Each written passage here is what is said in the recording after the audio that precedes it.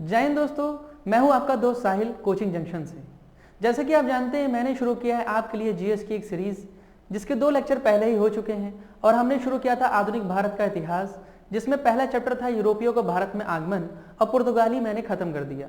पुर्तगाली पढ़ने के बाद अब इस लेक्चर में, इस वीडियो में हम लोग शुरू करने वाले हैं डचों के बारे में।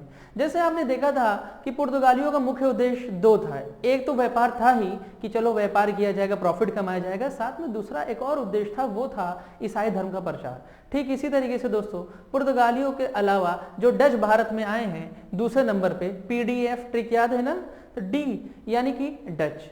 डच ये कहां पर है, पहले इसके बारे में बात कर लेते हैं। देखिए, नीदरलैंड और हॉलैंड की बात हो रही है। नीदरलैंड बोलिए चाहे हॉलैंड बोलिए, यहाँ पर जो लोग रहते हैं उनको आप क्या कहते हो, डच कहते हो। क्या कहते हो, डच कहते हो। तो यहाँ के निवासी हमारे यहाँ आ रहे हैं व्यापार के लिए। लेकिन आप जानते हैं कि यहाँ पहले पुर्तगालियों या स्पेन का क्या था, कब्जा था।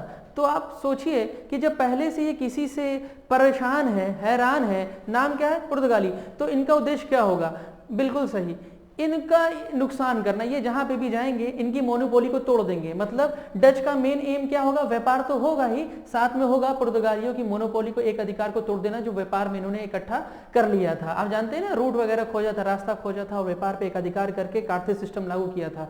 पूरा एक एस्ताद द इंडिया साम्राज्य तैयार कर दिया था। तो इनका मुख्य उद्देश्य क्या होगा, पहला तो व्यापार, दूसरा पुर्तगालियों को नुकसान पहुंचाना। तो जब भारत में ये आए तो क्या किया, ठीक, लेकिन उसके पहले ये पुर्तगाली जो पुर्तगाली थे वो तो आपको पश्चिम में आए, भारत के कहां है, पश्चिम में आए। जो पुर्तगाली थे ये तो आ रहे भारत के पश्चिम में। आप जानते हैं ना, ये है वेस्ट, भारत का ये पूरा इलाका वेस्ट है और ये वाला इलाका क्या है, ईस्ट है। क्या है, ईस्ट है, पूरब है। तो पुर्तगाली तो यहां पर आए, लेकिन जानते हैं डच कौन से तट पर आए थे, पुर्तगाली मालाबार तट पे आए थे, याद है पहले वाले लेक्चर में। और जो डच हैं वो तो इन इलाकों में पहले से मौजूद थे, वो यहां से यहां पहले से मौजूद थे। भारत तो भी वो आए ही नहीं है। तो भारत जब आएंगे तो मुझे बताइए, वो पश्चिम में आएंगे, पूर्व में आएंगे, बिल्कुल सही, वो आएंगे पूर्वी तट पर। ठीक है, तो पुर्तगाली कहां पर आए थे, पश्चिमी तट पर। डच आ रहे हैं तो कहां आ रहे हैं, पूर्वी तट पर। और जगह का नाम क्या है, मसूलीपट्टनम। और दूसरी जगह जहां पर इन्होंने फैक्ट्री खोली उसका नाम क्या है, पुलिकट। वहां पे क्या बनाया इन्होंने, एक किला, गैल्ड्रिया के नाम से। तो वो इंसान जो यहां से लेकर के यहां आया वो डच कौन था, इसके बारे में थोड़ा सा जानकारी ले लिया जाए। ऐसा डच जो कहां से आया दोस्तों, डच हॉलैंड से आ रहा है। उसका पहला नाम है, मतलब वो इंसान का नाम है जो पहली बार आ रहा है, क्या नाम है उसका, कर्नेलिस दी हाउटमैन। ठीक, ये वो डच है जो पहली बार आया। ठीक, अच्छा, भारत नहीं आ रहा है ये मैंने बताया ना कहाँ आया हुआ है, पूर्वी एशिया साइड, जावा, सुमात्रा, इंडोनेशिया की बात हो रही है। फिर बाद में ये भारत तरफ बढ़ रहे हैं। क्यों बढ़ रहे हैं, क्या रीजन था भारत में आने का, रीजन ये था कि भैया हम इनको अगर कोई सामान खरीदना होता था ना वहां पर, तो इनके पास कोई माध्यम नहीं है कि किस चीज से खरीदें।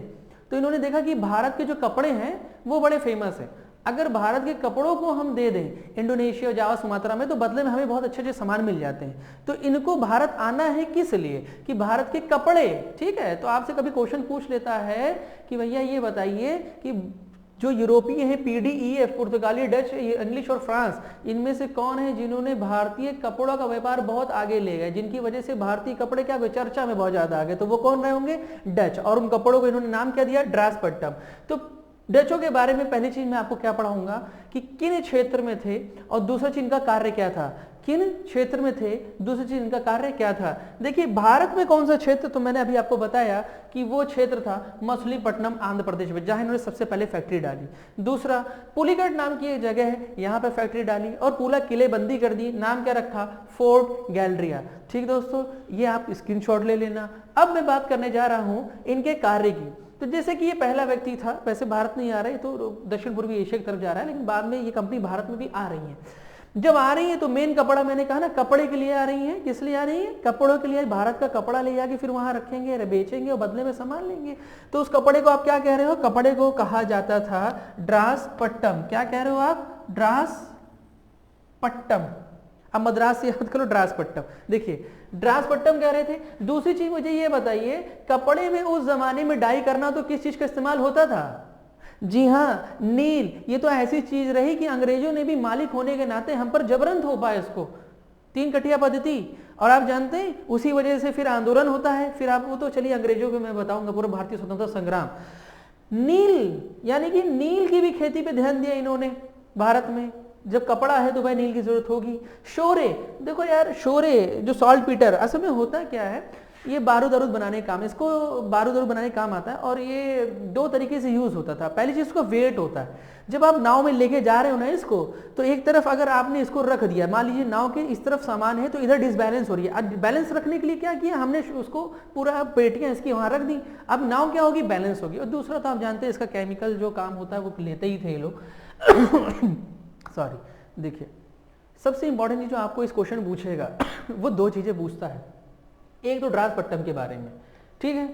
दूसरी चीज ये अगर आपसे कुछ पूछेगा तो स्वर्णिम पैगोडा। देखिए होता क्या है, ये जो जिस जगह से आ रहे हैं, पैगोडा जानते हैं? पैगोडा, पैगोडा बोले तो हाँ बिल्कुल सी, बौद्ध मंदिर।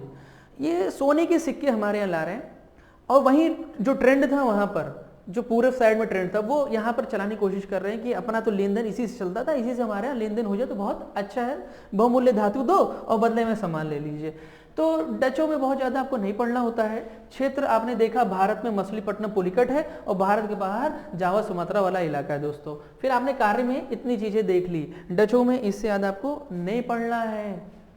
तो अगला वीडियो मैं आपके लिए लेकर के आने वाला हूं, वो किस लिए लेकर के आ रहा हूं, अंग्रेजों के बारे में, जो सबसे इंपॉर्टेंट टॉपिक होगा। पूरी हिस्ट्री, मॉडर्न हिस्ट्री इसी पे डिपेंड करती है। क्योंकि भले ही पुर्तगाली, डच, अंग्रेज और फ्रांसीसी भारत आए, लेकिन जानते हैं हमें सबसे ज्यादा बड़ा संघर्ष किससे करना पड़ा? अंग्रेजों से करना पड़ा। कईयों सालों तक इन्होंने हमें गुलाम बना के रखा। तो स्वतंत्रता संग्राम हमने क्या छेड़ा? स्वतंत्रता संग्राम। तो यही जो स्वतंत्रता संग्राम का टॉपिक है ना, पूरा मॉडर्न हिस्ट्री में यही आपसे बार बार क्वेश्चन पूछा जाता है। तो अगली वीडियो जरूर से जरूर देखिएगा, क्योंकि अब आप इंटरेस्टिंग टॉपिक पे आने वाले हैं, मजेदार टॉपिक पर और बहुत ही इंटरेस्टिंग साथ साथ इंपॉर्टेंट टॉपिक पर। ठीक दोस्तों, चलिए ठीक है, जय हिंद।